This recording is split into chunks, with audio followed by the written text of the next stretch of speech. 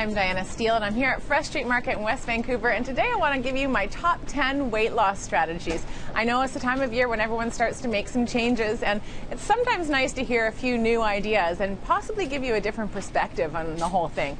So number one tip is get a positive attitude towards the weight loss. If you're planning on achieving weight loss and you think that you can't do it, you probably won't. So assume you can and try hard and be positive about it and stay positive with your messages to yourself. Next one is take stock, and that is really looking at what you do, looking at your habits, looking at your food intake, maybe even writing a food log. Don't keep a food log for a year, keep it for a week or maybe 2 weeks. And then what you can do with your food log after you've written down what you've eaten, the time you've eaten, the amount you've eaten, is go through and highlight some of those things that you maybe think are extras and see how many highlights you have now versus in 2 months from now. And that's a really great way of comparing. Rather than trying to use the scale as a measure of success, try and create some action steps to actually monitor your success. How many servings of vegetables did you get? Which takes me to goal number 3, eat more vegetables. Vegetables are a great way to get lots of nutrients, of course, lots of fiber and fluid with very few calories. So the more you fill up on your vegetables and fruit, the fewer calories you're going to consume from other foods.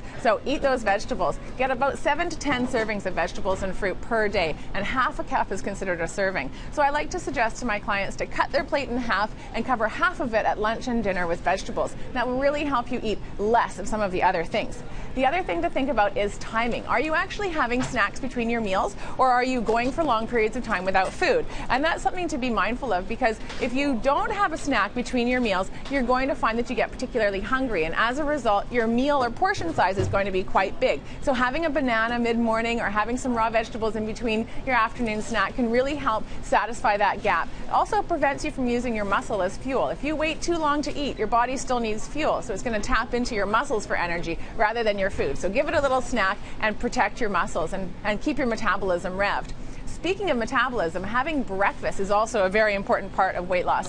Eating breakfast can actually help stimulate the metabolism, but you don't need to eat breakfast like a king. You can eat breakfast like a pauper, it's fine. Have an egg and a piece of toast and a piece of fruit, or a piece of toast with peanut butter and an orange, or even just a bowl of fruit salad with some yogurt on top. That's enough to get your metabolism revved and fuel your brain. Remember, you're going to eat again in about 3 hours, so you don't need to feel full after your breakfast. You just need to feel satisfied.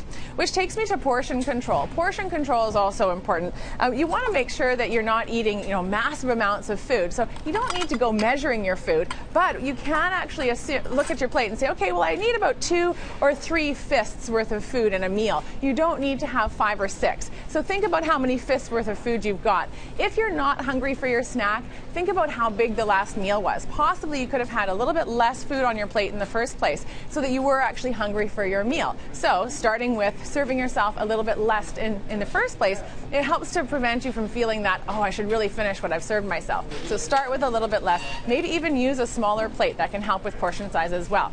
Looking at calorie density also is important when it comes to weight loss, because certain foods have a lot more calories than others. 1 gram of fat has 9 calories per serving, whereas a gram of protein or carbohydrate have only 4 grams. So if you eat a really high fat food, you're going to get a lot of calories in a small little package. And what foods are you eating that have a lot of fat? Well, have a look at your cheese on sandwiches, sprinkled cheese onto your salads. If you're having a lot of nuts as well, nuts can be a source of calories. They're very good foods for you. Lots of calcium in cheese and lots of omega-3s in your nuts. I'm not saying eliminate them, but maybe set some goals around how much. So maybe a 1/4 cup of nuts as a serving as part of a snack, or maybe only a tablespoon of nuts sprinkled onto your salad, just to be mindful of those calories, because a 1/4 cup of nuts is still 200 calories, which will take you about half an hour of walking briskly to burn off. So you might want to weigh those consequences. Don't forget alcohol. Alcohol has 7 calories per gram.